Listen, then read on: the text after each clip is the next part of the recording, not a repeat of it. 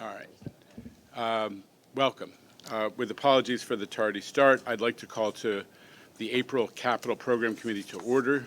Do we have members of the public who have signed up to provide comments? Yes, good morning, Mr. Chairman. We have 4 members of the public registered to speak today.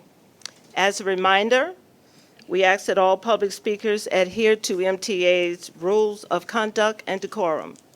I would also like to remind our public speakers that in the interest of time and fairness to all speakers, we limit everyone to 2 minutes. Please be aware that there will be a warning beep to remind you that you have 30 seconds to conclude your remarks. Thank you, Ms. King. Go ahead. Thank you. Our first speaker will be Anthony Jason, followed by Murray Bowden. Jason Anthony is acknowledged and respected. By the way, it's Jason Anthony, not Anthony Jason. Thank you, Jano, for that. Jason Anthony from Amazon Labor Union. That is the first worker-led independent union of the United States of America. So, why I'm here on Capital Program? This month, I saw that Jamie Torres-Springer is bringing up updates regarding CBTC work on 8th Avenue, but not on 6th Avenue, Queens Boulevard,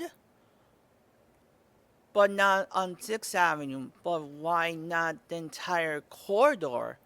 Because as you guys know, 6th Avenue 9 has a mix of R160s and R68 trains that are as old as myself. So, Jamie, when are you going to give us an update regarding 6th Avenue line south of Rockefeller Center? Because it's way overdue. Because the signal components are installed already. So we need reliable service because I use the 6th Avenue line because that's the line that provides service to my home station, that is Atlantic Avenue Barclays Center. So let's get the updates right because it is not fair that we get update for QBL, 8th Avenue, Culver, but not 6th Avenue. There's something wrong here. Let's do it right next month, Jamie, shall we? We don't want to, call you out next time, shall we? I'll see you guys in the next one. Please conclude your comments. Thank you, Mr. Anthony Jason. That's not the way that I've been called here.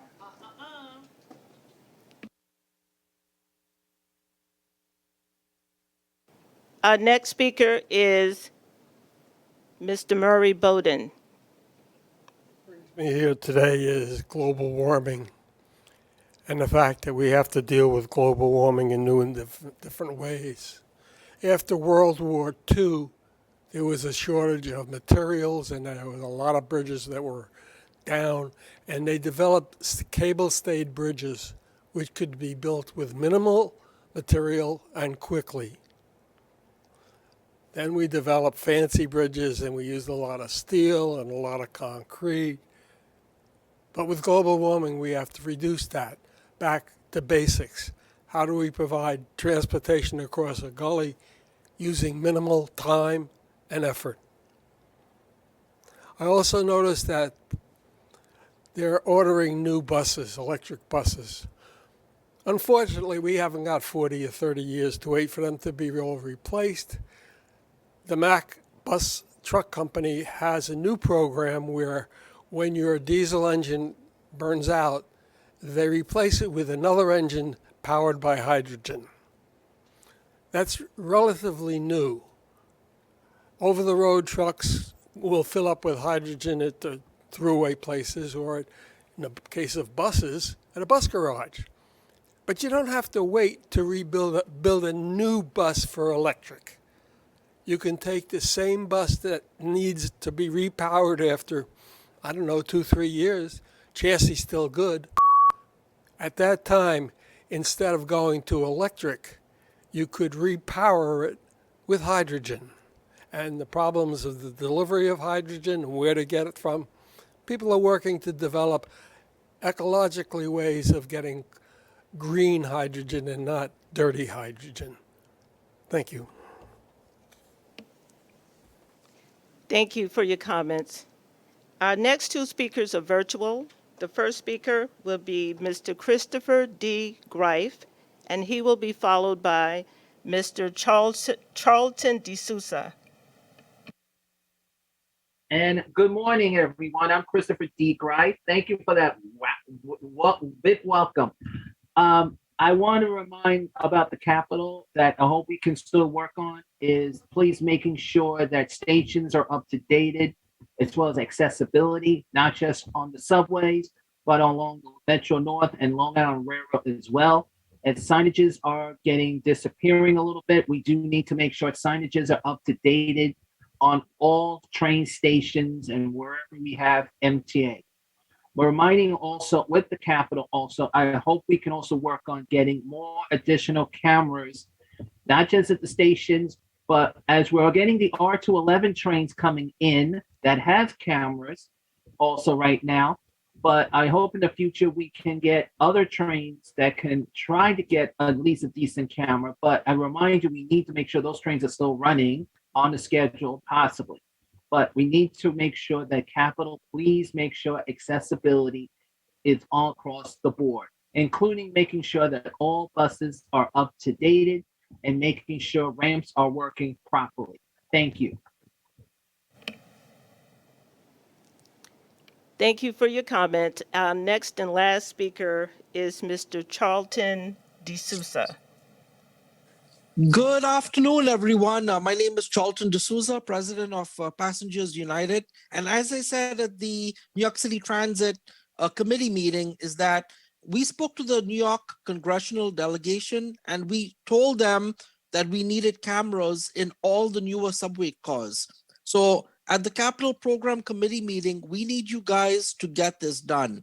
Approve the federal funding, and just get it done. Because right now in New York City Transit, there are no cameras. But you go to SEPTA, you look at the Long Island Railroad, they have cameras in their cars. So, your transit employees are getting assaulted, passengers are getting assaulted, and the police don't have those physical cameras to pull the surveillance from. The only surveillance we have is at the turnstile. So that needs to be improved on. And also in terms of the Long Island Railroad, I did speak with the elected officials about the Hollis station. We need to make sure that we get the funding to fix the Hollis station. And I've been saying this over and over again. I know you guys are doing a design and that you're working on getting it, put together, but that's all good. A design is good. I've heard that for the last year. What we need right now is to get in there and get the station rebuilt, including the tunnel underground. And that tunnel might pose a big issue structurally. So you'll need to look at that. You'll also need to look at opening new entrances and also working with, the borough president's office to fix the surrounding garden over there at Hollis. Because there's a lot of illegal dumping and there's a beautiful garden that could be built. We also need a station house built. So I want the station, the Hollis station rebuilt from the ground up, everything, new lighting, everything better. All right, guys, thank you. Thank you for your comments. Mr. Chairman, that concludes the public session. Thank you, and thank you, Ms. King, and thank you to all the speakers. Copies of the March Capital Program Committee minutes have been distributed, from what I'm told, and are available on our website. Are there any changes or comments on the minutes? Time having expired for changes or comments? Okay. On page 6, you may want to update the spelling of Verrazano when speaking about the bridge. This is a matter of some controversy, but Yes, it is. we'll allow you to debate it before we change it. Any other comments or changes? Okay, may I have a motion to approve? So moved. Thank you for the second, the approval in the second. Any opposed? The motion is, the minutes are approved, the motion carries. Mr. Savio, changes to the work plan? To the work plan. All right, let me turn it over to the MTA C&D President, Mr. Springer, for his update. Thank you, Chair. Good morning, members of the board. Pleased to be with you again this month. Just a few updates before we move on to a presentation from our team from the Signals Department. First of all, pleased to announce that next month, sorry. Yeah, there you go. Oh, When you I'll push move it back. hard, it All right, tends okay. to go, yeah. Okay, a few updates for you. I'm excited to announce that next month we'll hold our first large public meeting on the Interborough Express on Thursday, May 19th. We'll host a virtual town hall meeting to provide the public information about the work that's gone into the project to date, detail the process going forward, and take in input and questions. We are planning in-person engagement as we move forward in the project. We're starting with a virtual town hall on this project next month. The new Clifton shop for Staten Island Railway is now in use. Last Friday, the C&D and Construction and Development and New York City Transit and Staten Island Railway teams were out there to thank the workers who made construction of the new facility possible. It is an amazing state-of-the-art facility. It goes a long way toward making Sertoa self-sufficient for its maintenance needs, and that will make a big difference for Staten Island Railway riders along with employees who work there. So we're very excited about the completion of this project. At the full board meeting on Wednesday, you'll be hearing more about bus electrification efforts, and there was an announcement with the governor about that on Friday, on Earth Day. I do want to highlight a couple of construction and development specific milestones that have been reached in support of that. Firstly, we put out a request for proposals for a Gun Hill electric bus charging facility. This is an exciting project led by our transit-oriented development group. The RFP will leverage private investment to deliver the core of a 225-bus electric charging facility adjacent to the existing Gun Hill bus depot. It's an innovative approach which we need to kickstart bus electrification in the Bronx and across the city.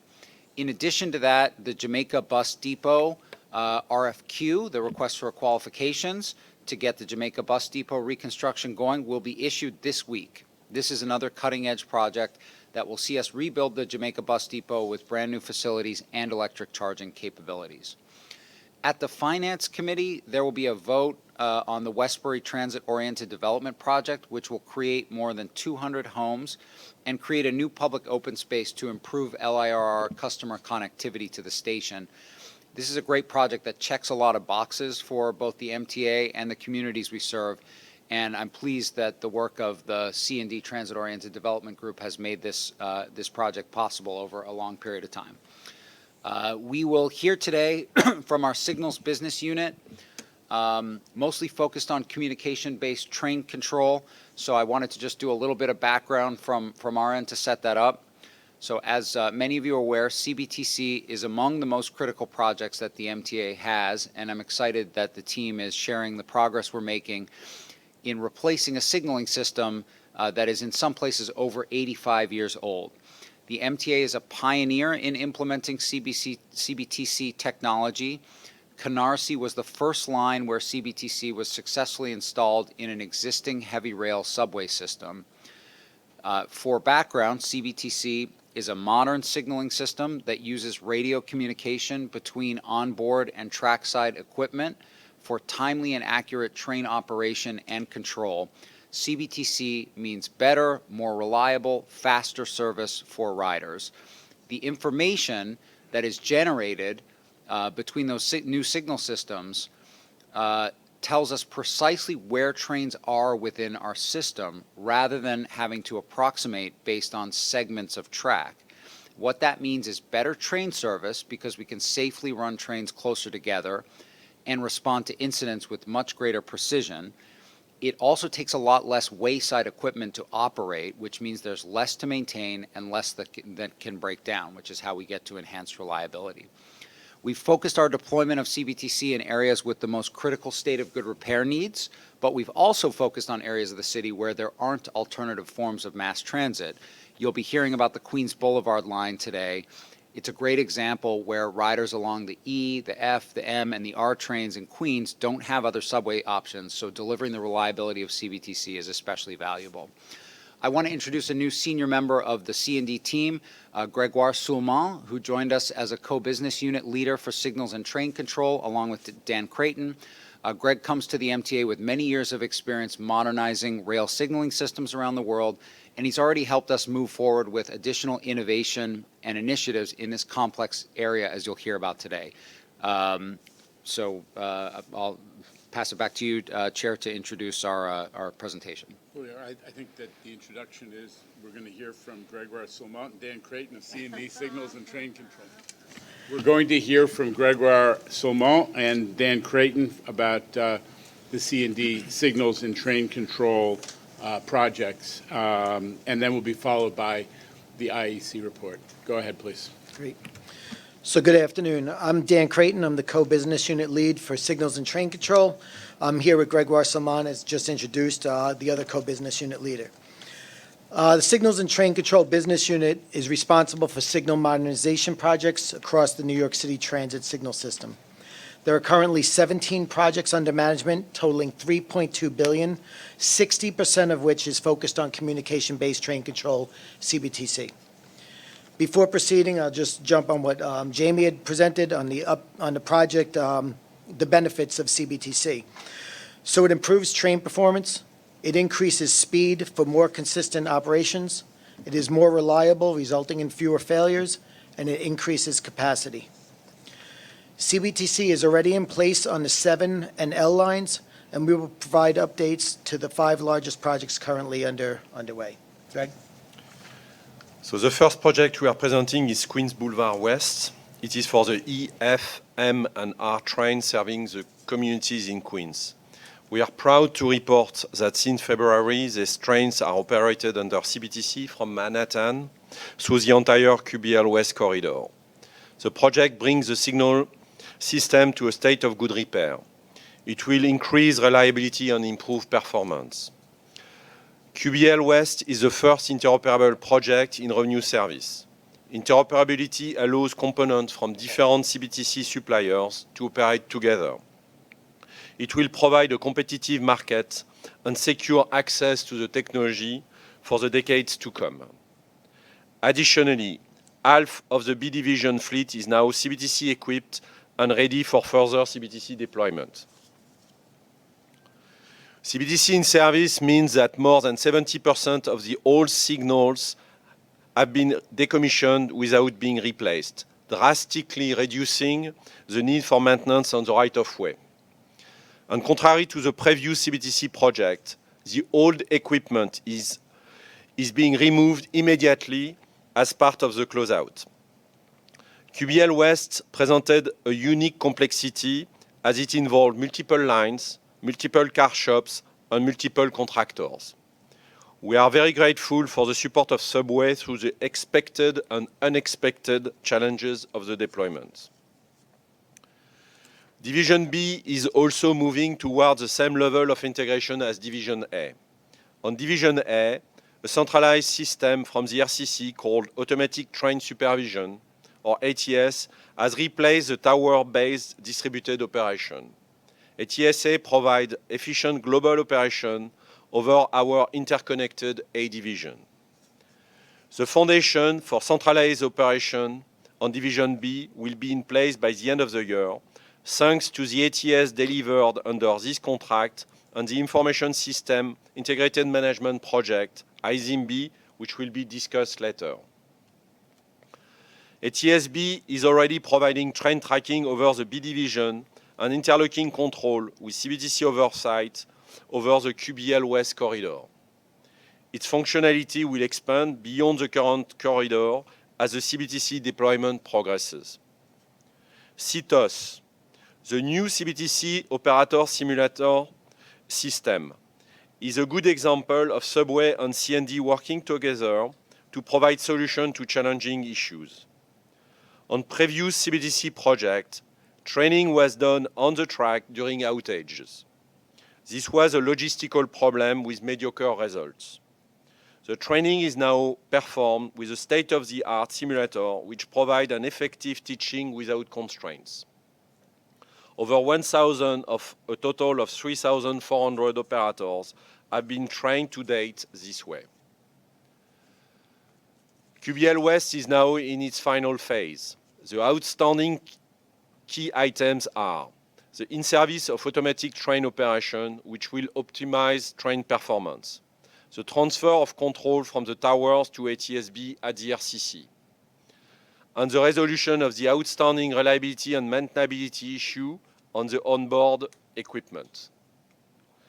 We monitor in detail Siemens' progress towards these objectives.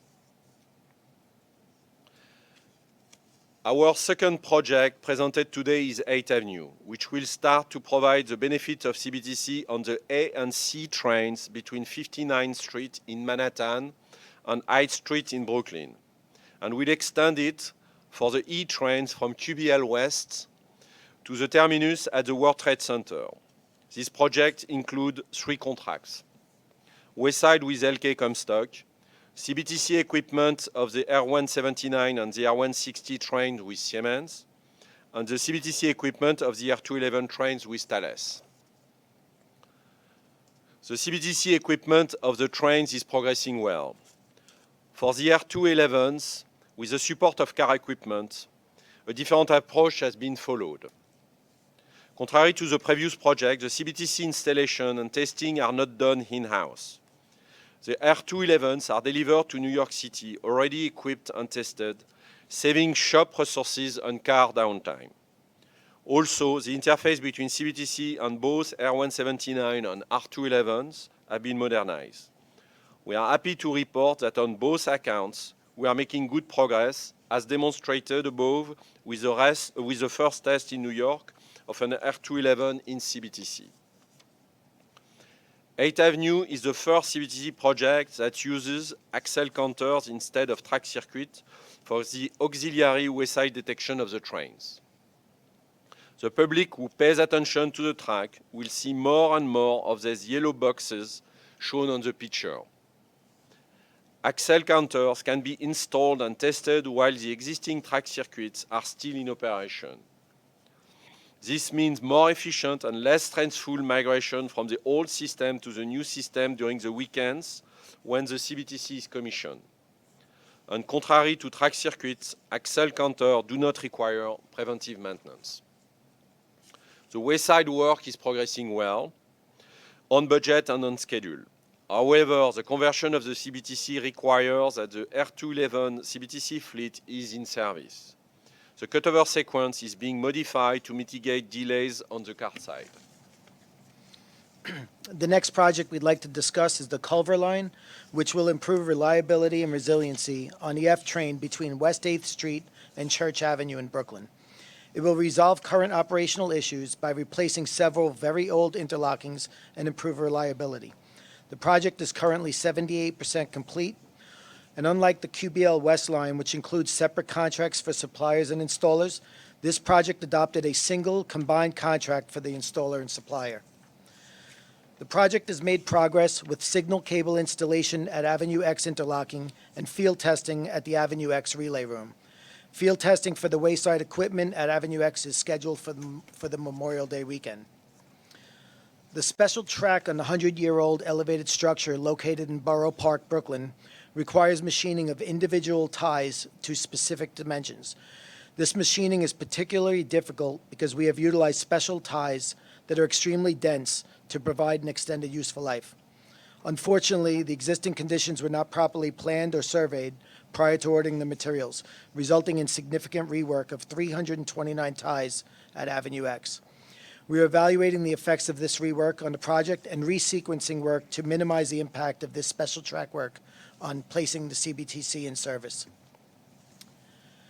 The fourth project we would like to discuss is QBL East, a recently awarded contract.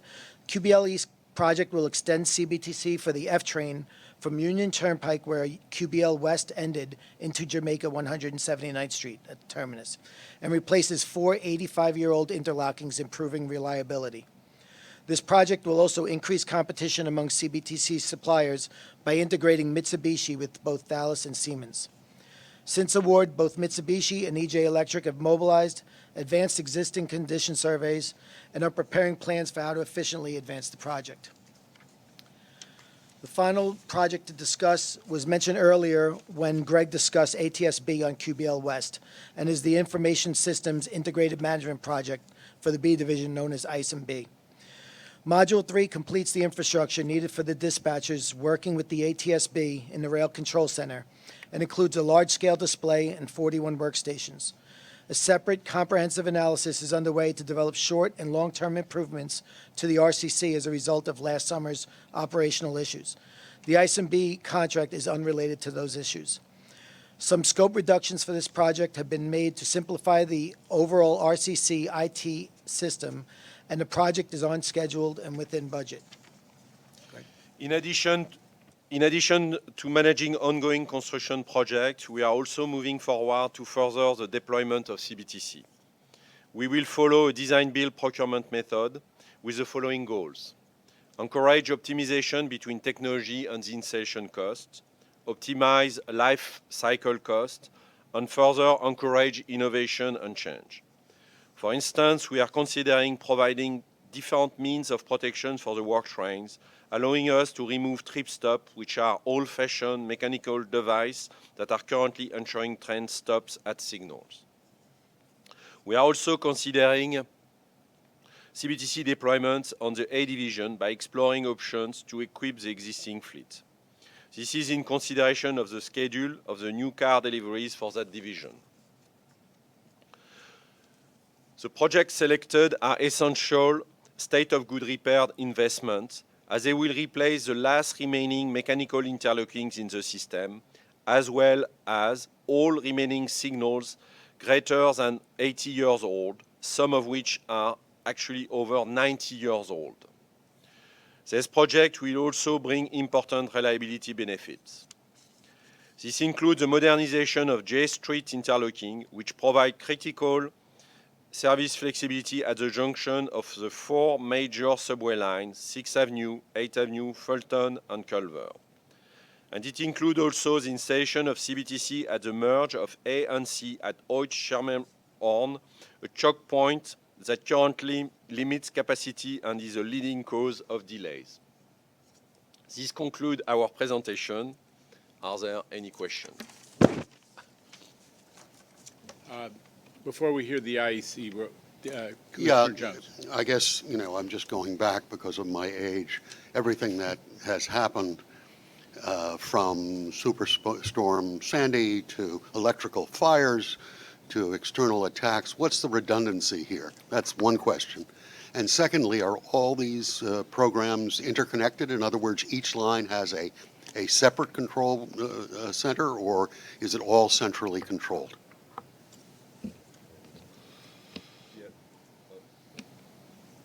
So there are two questions. So the first one, all CBTC equipment are redundant. It's the case everywhere. And regarding the control center, so the ATSB is going to be used for all the CBTC projects on the B division. So there is one control center, ATSB, and it's expandable.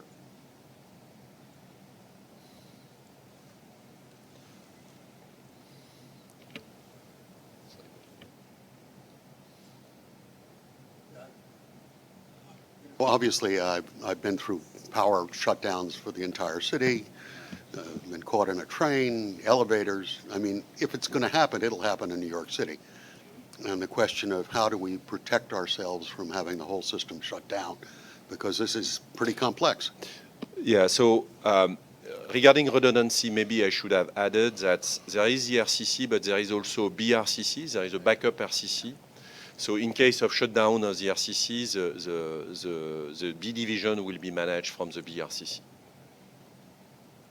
And maybe we should just ask the team to provide a little more detail in a write-up about this issue of redundancy and certain kinds of scenario planning. Okay? Fair question. Board Member Glucksman. Thank you. A very interesting presentation, having been involved in it a lifetime ago with the L-Line CBTC project. I really like this one. Could we get a copy of the presentation for the board, please? Thank you. Okay, I'm going to make a couple comments, but first I want to hear from the RCC, if that's okay. Okay. Good. Joe. Thank you, Mr. Chairman. We're reporting on 4 CBTC projects this afternoon. The last time we reported on these projects was November of last year. On the Queens Boulevard Line West, the report is on page 26 of your committee book. As reported by C&D this February, the project placed CBTC into service on all sections of the QBL West project. This is a major accomplishment considering the project's complexity.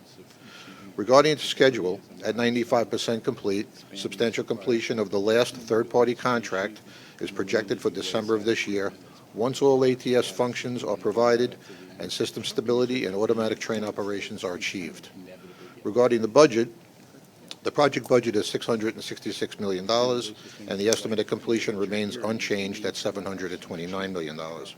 A budget modification for the $63 million shortfall, unchanged since last report, is still outstanding.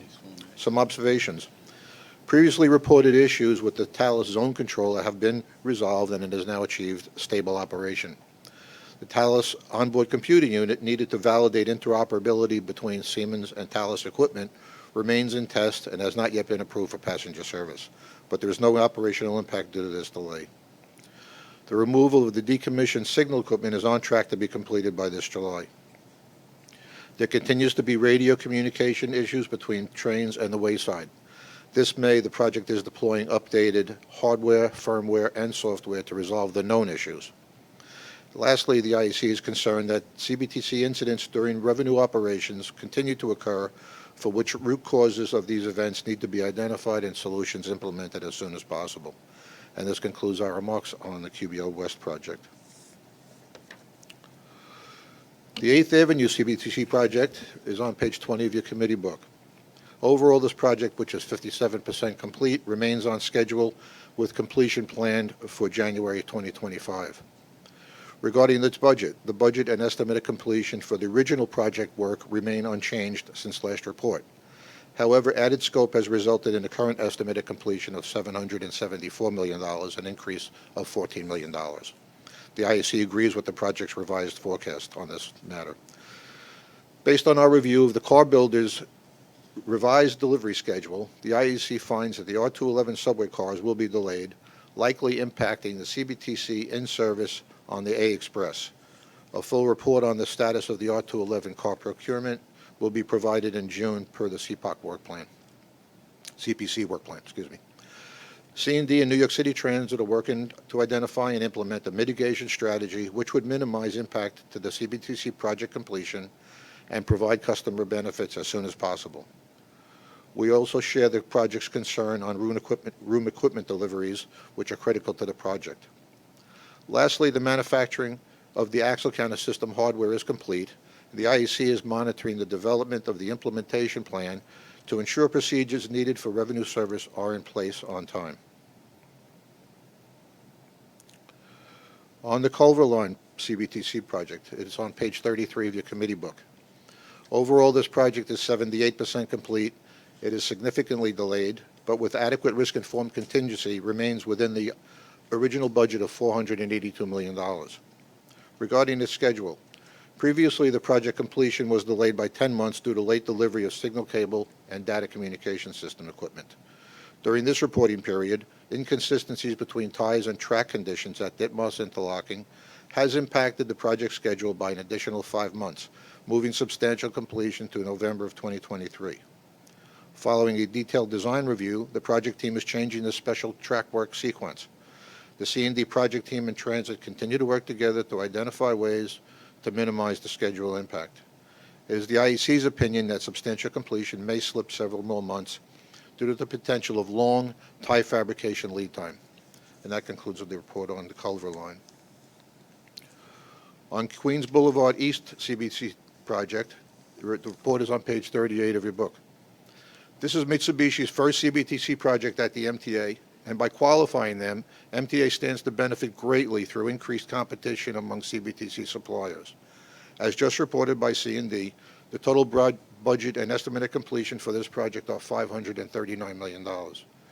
With respect to schedule, very early, both the installer and the CBTC supply contracts were recently awarded in December of 2021. The separate contract schedules are being integrated by the installer, EJ Electric. Also, a draft cutover plan has been submitted for the project consideration by Mitsubishi. The CBTC in-service date is May of 2026.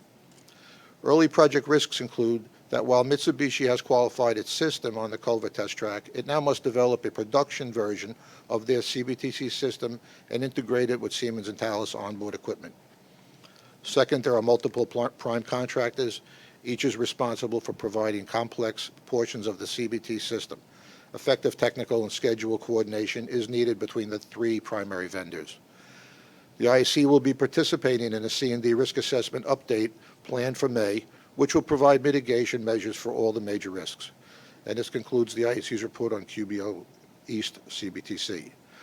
Now that I've concluded the reports, the IEC has a following programmatic recommendation, which applies to all ongoing and future CBTC projects. QBL West radio test results have identified a significant level of radio interference. To establish a basis for radio design, thereby ensuring reliable communications, the respective contractor on each CBTC project should be directed to perform an analysis of signal-to-noise ratio along each line in time so as not to delay the project's completion. And that concludes my remarks. Thank you. Mr. Albert. As some of us have seen a demonstration of ultra-wideband frequency and the fact that it can be installed quickly and more cheaply and can be put on any car, and we just heard about a possible delay in the R211s, are we looking at using ultra-wideband in any of these places? I might ask Gregoire to comment on that, but I will just say that ultra-wideband is one of a number of different technologies that could potentially solve problems for us, so we are looking at it. I see if there's anything that Gregoire wants to add. Yes, that's true. I mean, I don't know. I mean, technically, ultra-wideband is attractive because it allows us to equip train quicker. So we are considering this option. Yes, that's right. Chair, if I may, I just, it's a very good presentation. I just want to emphasize a couple of ways that we are being very innovative. I mean, as I mentioned at the top, you know, CBTC is a program that we've been at it for 25 years from the very onset. But what's happening in the projects that were just described, and admittedly, you know, we've heard there's some rocky moments in it, is because there's so much innovation required. I think particularly on the Queens Boulevard lines, what we're seeing is interoperability. So different equipment from different manufacturers being installed on different lines, but as you know, as I think the chair always emphasizes, in our system, we interline. We need to be able to move trains onto different lines, and that means that we need multiple suppliers of multiple equipment types. That's what's so complicated but so innovative about the QBL work. It also is very much related to what we're doing, particularly on QBL East, by expanding competition between equipment suppliers, and that it's early on, it's going well so far. We have big ambitions for bringing in those suppliers and making sure that they play a significant role. And then the other big thing, which Gregoire has emphasized a lot, is eliminating the conventional wayside equipment. And to Board Member Jones's question, that doesn't mean that we're eliminating redundancy. There's a lot of redundancy within the CBTC equipment itself, but we can accomplish so much by removing the wayside equipment when we're done. The other point that I wanted to make, which Gregoire made, but I just want to emphasize, is that as we did at the end of the presentation, we've laid out where we're going on subsequent lines within this capital program, and we're looking at innovative ways to package those different projects. And then we will turn our attention to what comes next, and as has been discussed over time with the board, where to go in the A division is a question that we're examining. there is real potential based on some recent work that's been done that we could retrofit existing cars that would get us to enabling CBTC on the the Lexington line before we have full delivery of the replacement rolling stock. But that's something we're figuring out right now. But it certainly, the innovation that we've looked at over the last few months leads us to that possibility.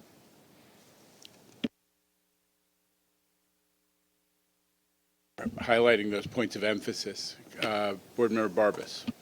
Yeah, it's just a health warning, I guess, with all the different proprietary information in order to have competition and all the healthy innovation. Let's just make sure that our contracts don't lock us into too much proprietary, that we have flexibility in the future. And I'm looking at you because I know you're aware of that. But just, it's always good to do a little check and say, okay, we don't want to box ourselves in and not be able to adapt and have flexibility in the future. So. I think we're ready to move on. I just want to shout out to our friends at the IEC. The level of detail and the partnership is in this area has been particularly strong. It's really complicated, and having a partner who's also give you an independent second opinion in this fairly complex stuff is of special value. So thank you, Joe, and thank you to your team.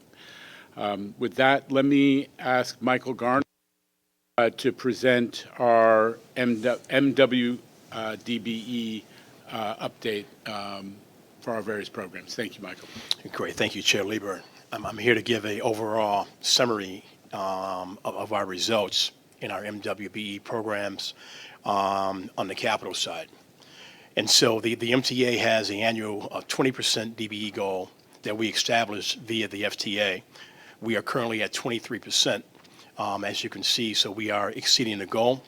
And the FTA requires us to report on contract awards. The state requires us to report on payments. And so we have an annual MBE goal of 15%. We're currently at 14%. On the WBE side, we have an annual goal of 15%. We are at 12%. And on the SDVOB side, we are currently at 4% awards and 1% payments, and that's due to a lag. So you make a contract award, and during the duration of the contract, the payments will catch up. And so we are on target on most of our metrics. Let me just also say that we are also using new strategies. One is to maximize the allocation of projects that's awarded to our small business mentoring program. This year, that goal, Tom, is going to be $76 million or better. Also, in conjunction with C&D, we are debundling and designing smaller packages, and that has resulted to numerous contract awards that's being awarded, prime contract awards that's being awarded to MWDBE firms, and a large number of those firms are also graduates of our small business mentoring program. So if you talk about ROI, the actual return on investment on our small business mentoring program is starting to pay off. Because if you realize that the growth of our certified pool of MBE firms is going to be on the prime side and not on the subcontracting side. That's my report. There's a third page also, and is listing prime contract awards, 10 prime contract awards to our certified firms. That's totaling $131 million. That's my report. Thank you, Michael, and thank you for everything you've done to keep everybody on track on this incredibly important piece of our work. We continue to excel in large part because of your team's leadership, so thank you. David Cannon, will you take us through procurements? Yes, thank you, Chair Lieber. Good afternoon. Construction and Development has 5 competitive procurement actions being brought to the Capital Program Committee this month, totaling $62.4 million. The first item requests approval of the award of a publicly advertised and competitively solicited contract to JTTC JV, a joint venture consisting of JTRAC LLC and TC Electric LLC, for design build services for structural improvements on the 8th Avenue line in the amount of $51.6 million. Under this design-build contract, the joint venture will make repairs to columns, beams, concrete roofs, walls, and duct banks, as well as structural steel rehabilitation and leak mitigation.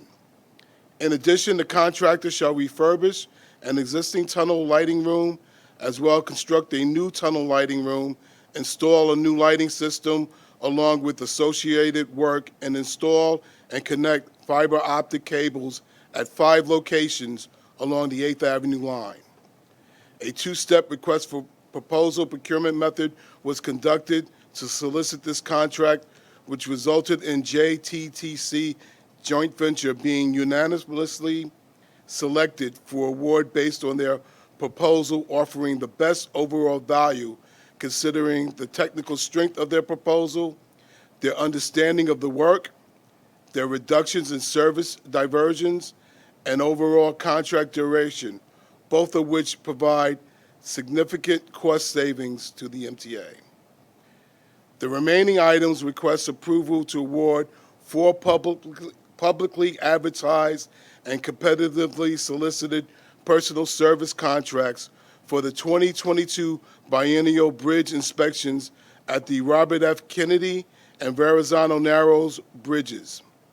These contracts were solicited as a single procurement and are for the Federal Highway Administration and New York State DOT mandated biennial bridge inspection at these 2 facilities. The contracts are as follows. Award of the RFK main line to HNTB New York Engineering and Architecture PC in the not-to-exceed amount of $3,373,633. Award of the RFK Harlem River lift span and approach ramps to AECOM USA Incorporated in the not-to-exceed amount of $2,555,601. Award of the Verrazano Main Line to Stantec Consulting Services Incorporated in the not-to-exceed amount of $3,247,771.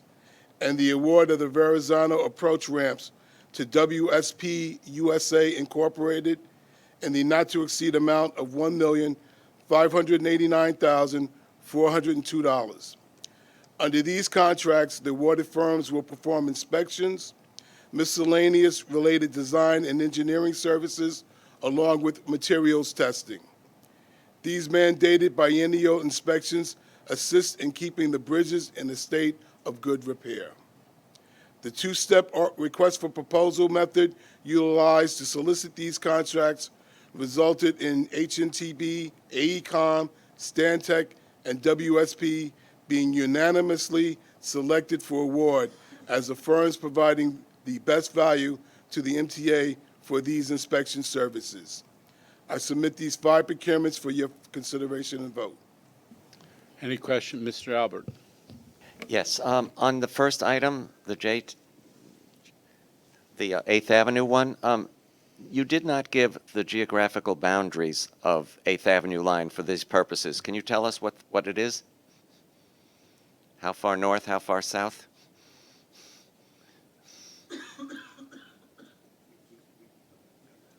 Thank you. Appreciate the question. State of good repair, generic projects like that usually don't get much attention, but they are what keeps our system from falling apart. So we have to make those investments. May I have if there are no further questions or discussion, may I have a motion? Second? All in favor? Any opposition? The motion carries. The procurements are approved and move forward to the board. I think that concludes our meeting's agenda. May I have a motion to adjourn? Thank you. We are adjourned.